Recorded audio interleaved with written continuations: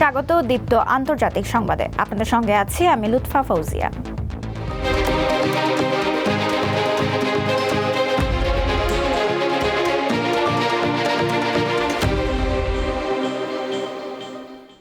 শুরুতেই গাজা প্রসঙ্গ। টানা বৃষ্টি আর ঠান্ডা বাতাস চরম দুর্ভোগে পড়েছে গাজার বাস্তুচ্যুত ফিলিস্তিনিরা। চলতি মাসে তীব্র ঠান্ডা আর বৃষ্টির কারণে ৩ শিশু সহ অন্তত ১৫ জনের মৃত্যু হয়েছে। চিকিৎসকরা জানিয়েছেন, ভিজে কাপড়ে খোলা আকাশের নিচে অবস্থান করায় হাইপোথার্মিয়ায় আক্রান্ত হয়ে তাদের মৃত্যু হয়েছে। এদিকে তীব্র জ্বালানি সংকটের কারণে ফিলিস্তিনের গাজার গুরুত্বপূর্ণ হাসপাতালগুলোর একাধিক সেবা স্থগিত করা হয়েছে। গাজার স্বাস্থ্য মন্ত্রণালয়ের সর্বশেষ তথ্য অনুযায়ী গত ৪৮ ঘন্টায় আরও ২৯টি মরদেহ হাসপাতালে নেওয়া হয়েছে। ইসরায়েলি হামলায় ওই উপত্যকায় নিহতের সংখ্যা ৭১,০০০ ছাড়িয়েছে।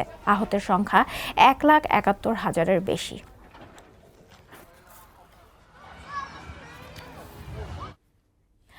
গাজায় শান্তি ও স্থিতিশীলতা পুনরুদ্ধারের লক্ষ্যে প্রস্তাবিত আন্তর্জাতিক বাহিনীতে যোগ দিতে নীতিগতভাবে সম্মতি দিয়েছে পাকিস্তান। তবে এই বাহিনীর ম্যান্ডেটে যদি হামাসকে নিরস্ত্র করার শর্ত থাকে, পাকিস্তান তাতে অংশ নেবে না। শনিবার ইসলামাবাদের সংবাদ সম্মেলনে পাকিস্তানের পররাষ্ট্রমন্ত্রী ইসাক দার এ কথা জানিয়েছেন। তিনি আরও বলেন, পাকিস্তানের ভূমিকা শুধু শান্তি বজায় রাখার ক্ষেত্রে সীমাবদ্ধ থাকবে। বল প্রয়োগের মাধ্যমে কাউকে নিরস্ত্র করার কোনো অভিযানে সৈন্যদের জড়াতে চায় না ইসলামাবাদ। ইসাকদার জানান, প্রধানমন্ত্রী শাহবাজ শরীফ নীতিগতভাবে সৈন্য পাঠানোর বিষয়ে প্রাথমিক সম্মতি দিলেও চূড়ান্ত সিদ্ধান্ত নেওয়ার আগে বিস্তারিত যাচাই করা হবে। নভেম্বরে যুক্তরাষ্ট্রের প্রেসিডেন্ট ডোনাল্ড ট্রাম্পের ২০ দফা শান্তি পরিকল্পনাকে সমর্থন করে জাতিসংঘ নিরাপত্তা পরিষদে একটি প্রস্তাব পাশ হয়। পাকিস্তান সহ ১৩টি দেশ এর পক্ষে ভোট দিলেও রাশিয়া ও চীন ভোট দানে বিরত ছিল। ওই প্রস্তাবে গাজায় আন্তর্জাতিক বাহিনী মোতায়েনের কথা রয়েছে।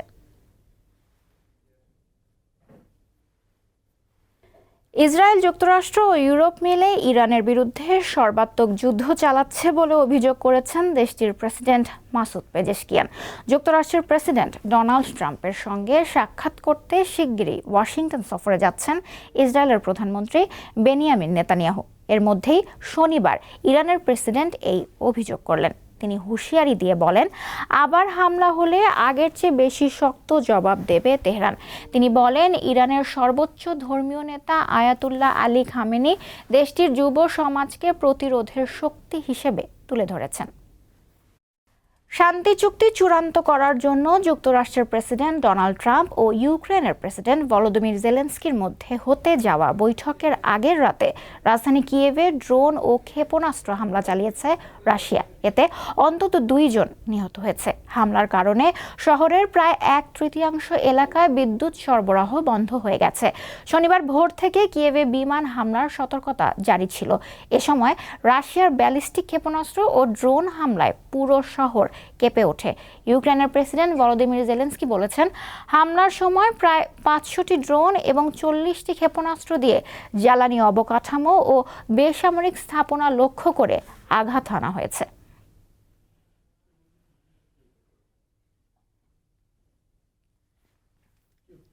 জান্তা শাসিত মিয়ানমারে ৫ বছর পর জাতীয় নির্বাচনের ভোট গ্রহণ চলছে। রোববার দেশটির ৩৩০টি নির্বাচনী এলাকার মধ্যে ১০২টিতে ভোট গ্রহণ শুরু হয়। মিয়ানমারের সবচেয়ে বড় শহর ইয়াঙ্গুনের সকাল ৬টায় ভোট কেন্দ্রগুলো খোলা হয়। তবে ভোট দিতে যাওয়ার মানুষের সংখ্যা ছিল খুবই কম। নির্বাচনে ভোট গ্রহণ হবে ৩ ধাপে। দ্বিতীয় ধাপ ১১ জানুয়ারি আর তৃতীয় ধাপ ২৫ জানুয়ারি। জানুয়ারির শেষে ফলাফল ঘোষণা করা হবে বলে ধারণা করা হচ্ছে। মিয়ানমারের মোট ৩৩০টি নির্বাচনী এলাকার মধ্যে ২৬৩তে ভোট হবে, ৬৫টিতে ভোট হবে না। প্রধান বিরোধী দল national League for democracy NLD সহ অধিকাংশ শক্তিশালী দলকে নির্বাচনের বাইরে রাখা হয়েছে।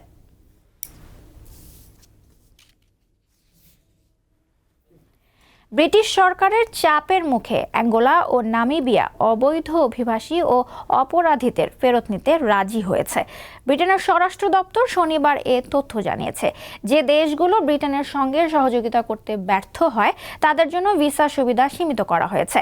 নতুন নিয়ম অনুযায়ী ব্রিটেনে অবৈধভাবে যাওয়া ব্যক্তিদের দ্রুত দেশে ফেরানো হবে এবং শরণার্থীদের অস্থায়ী মর্যাদা দেওয়া হবে। পররাষ্ট্র সচিব জানিয়েছেন, গত বছরের জুলাই থেকে যুক্তরাজ্য থেকে 50,000-এরও বেশি মানুষকে ফেরত পাঠানো হয়েছে যাদের ব্রিটেনে থাকার আইনগত বা বৈধ অধিকার নেই। যুক্তরাষ্ট্রের প্রেসিডেন্ট ডোনাল্ড ট্রাম্প তার দেশের নৌবাহিনীর জন্য নতুন শ্রেণীর যুদ্ধ জাহাজ তৈরির নির্দেশ দিয়েছেন। অত্যন্ত শক্তিশালী অস্ত্রে সজ্জিত এই জাহাজগুলোর নাম রাখা হবে ট্রাম্প ক্লাস। নৌবাহিনীকে ঢেলে সাজানোর এই উচ্চবিলাসী পরিকল্পনার নাম দেওয়া হয়েছে গোল্ডেন ফ্লিট।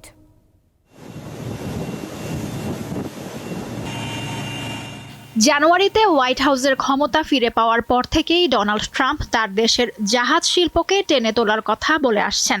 এরই ধারাবাহিকতায় বিশাল বিশাল যুদ্ধ জাহাজ তৈরির ঘোষণা দেন তিনি। ট্রাম্প ক্লাস USS ডিফায়েন্ট নামের এই বিশেষ যুদ্ধ জাহাজগুলোর কাজ খুব দ্রুতই শুরু হতে যাচ্ছে। ট্রাম্প দাবি করেছেন, আগামী 2.5 বছরের মধ্যে এসব যুদ্ধজাহাজ ও রণতরী সাগরে দাপিয়ে বেড়ানোর জন্য পুরোপুরি তৈরি হয়ে যাবে। সেখানে যেমন থাকবে মনুষ্যচালিত বিশাল সব যুদ্ধজাহাজ, তেমনি থাকবে চালকহীন ছোট ছোট নৌযান। এই বহরে যুক্ত হবে বড় আকারের ক্ষেপণাস্ত্রবাহী রণতরী। ফ্লোরিডার মারে-লাগো গলফ ক্লাবে প্রতিরক্ষা মন্ত্রী পিট হেগসেথ, পররাষ্ট্রমন্ত্রী মার্কো রুবিও এবং নৌবাহিনীর কর্মকর্তাদের সঙ্গে নিয়ে প্রাথমিকভাবে 2টি যুদ্ধজাহাজ তৈরির অনুমোদন দিয়েছেন যুক্তরাষ্ট্রের প্রেসিডেন্ট ট্রাম্প। তবে তার লক্ষ্য এমন অন্তত 25টি জাহাজ তৈরি করা। ট্রাম্পের ভাষ্যমতে এই জাহাজগুলো হবে ইতিহাসের দ্রুততম এবং এ যাবৎকালের সবচেয়ে বড় যুদ্ধজাহাজ। পৃথিবীতে যত যুদ্ধজাহাজ তৈরি হয়েছে তার চেয়ে অন্তত 100 গুণ বেশি শক্তিশালী হবে এগুলো। ট্রাম্পের ভাষায় এসব জাহাজ হবে যুক্তরাষ্ট্রের নৌবাহিনীর গর্বের প্রতীক। প্রতিটি জাহাজের ওজন হবে 30 থেকে 40 হাজার টন। জাহাজগুলোতে সর্বোচ্চ ক্ষমতার বন্দুক ও ক্ষেপণাস্ত্র, হাইপারসনিক অস্ত্র, ইলেকট্রিক রেলগান, ক্রুজ মিসাইল এবং সবচেয়ে অত্যাধুনিক লেজার প্রযুক্তি থাকবে। তিনি জোর দিয়ে বলেন, দেশের মাটিতেই তৈরি হবে এসব রণতরী, যার ফলে হাজার হাজার মানুষের কর্মসংস্থান তৈরি হবে।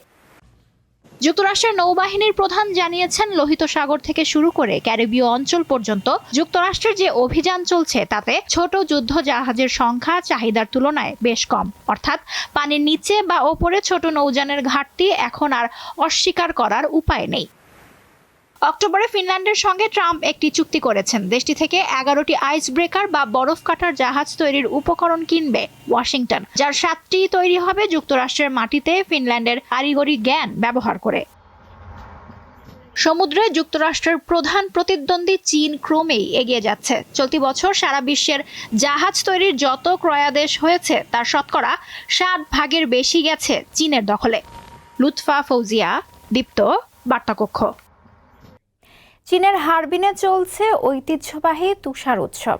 প্রায় 12 লাখ বর্গমিটার এলাকা জুড়ে বানানো হয়েছে 2000-এরও বেশি বরফের তৈরি মনোমুগ্ধকর সব ভাস্কর্য। রাতের অন্ধকারে বর্ণিল আলোকছটায় এসব ভাস্কর্য ও স্থাপনায় মুগ্ধ দেশি বিদেশি লাখো পর্যটক। এ যেন রূপকথার স্বপ্নের জগৎ।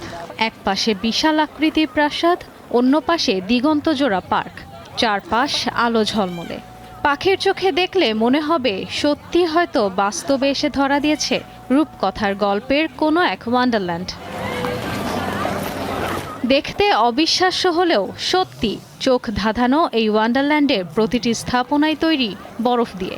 চীনের উত্তর পূর্বাঞ্চলীয় হেইলংজিয়াং প্রদেশের হারবিন শহরে প্রতি বছরের মতো এবারও শুরু হয়েছে পৃথিবীর অন্যতম বড় ঐতিহ্যবাহী বরফ উৎসব, যা বিশ্ববাসীর কাছে Harbin Ice and Snow World নামেই বেশি পরিচিত।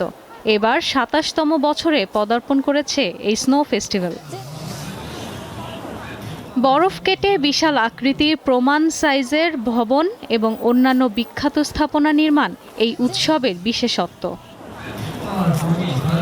এবার প্রায় 12 লাখ বর্গমিটার এলাকা জুড়ে বানানো হয়েছে 2000-এরও বেশি ভাস্কর্য, যার মধ্যে রয়েছে চীনের প্রাচীন ইয়েলো ক্রেন টাওয়ার, 5000 বর্গমিটারের উঁচু গম্বুজ, প্রাসাদ ও সাবমেরিন সহ নানা স্থাপনা। বিশাল এলাকা জুড়ে আয়োজিত এই উৎসবের অন্যতম আকর্ষণ 24টি লেনযুক্ত 521 মিটার দীর্ঘ সুপার আইস স্লাইড, যেখানে পর্যটকদের জন্য রয়েছে দীর্ঘ বরফের ঢাল বেয়ে স্লেজ চালানোর সুযোগ। এছাড়াও বরফের তৈরি স্টেজে সাংস্কৃতিক অনুষ্ঠান সহ নানা ধরনের ক্রীড়া প্রতিযোগিতা যোগ করেছে বাড়তি মাত্রা। 120 মিটার উচ্চতার ফেরিস হুইলের সাহায্যে পুরো আয়োজনের মনোমুগ্ধকর দৃশ্য উপভোগের সুযোগ রয়েছে দর্শনার্থীদের জন্য। রাতের আলোকসজ্জা এই বরফ নগরীকে অপূর্ব করে তোলে। বর্ণিল আলোকছটা, চোখ ধাঁধানো এসব ভাস্কর্য ও স্থাপনায় মুগ্ধ দেশি বিদেশি লাখ লাখ পর্যটক।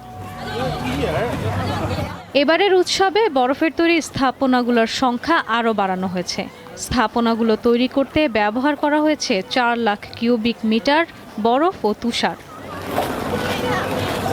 এবারের উৎসবে কেবল চীন নয়, তৈরি করা হয়েছে বিভিন্ন দেশের বিখ্যাত সব স্থাপনার আদলে নির্মিত বরফের ভাস্কর্য। মাসব্যাপী এই শীতকালীন উৎসব ঘিরে প্রতি বছরে রেকর্ড সংখ্যক পর্যটকের আগমন ঘটে চীনে। ইশরাত সুমা, দীপ্ত বার্তা কক্ষ। এই ছিল দীপ্ত আন্তর্জাতিক সংবাদে। এরপর দীপ্ত জেলার সংবাদ বিকাল 5টায় দেখার আমন্ত্রণ জানিয়ে শেষ করছি। এতক্ষণ সঙ্গে থাকার জন্য ধন্যবাদ সবাইকে।